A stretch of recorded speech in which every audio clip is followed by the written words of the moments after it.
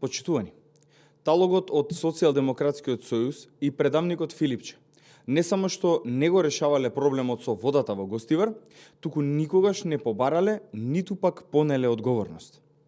Документите кои ги споделувавме во јавноста од испитувањата покажуваат дека во времето на Социјалдемократскиот сојуз и Венко Филипче биле евидентирани случаи на небезбедна вода за пиење во различни населени места низ државата, како и во Гостивар.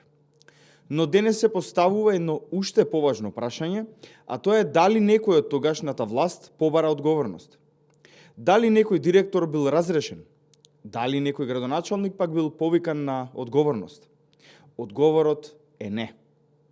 Додека Социјалдемократскиот сојуз беше на власт, проблемите се оставаа да се таложат, а граѓаните никогаш не добија отчет што било преземено по сите тие наоди и анализи. Денес истите тие луѓе се обидуваат да држат лекции за одговорност. Талогот од Социјалдемократскиот сојуз и предавникот Венко Филипче треба да им одговорат на граѓаните зошто со години немало институционална одговорност за случаите на небезбедна вода и што конкретно презеле за тие проблеми да бидат отстранети.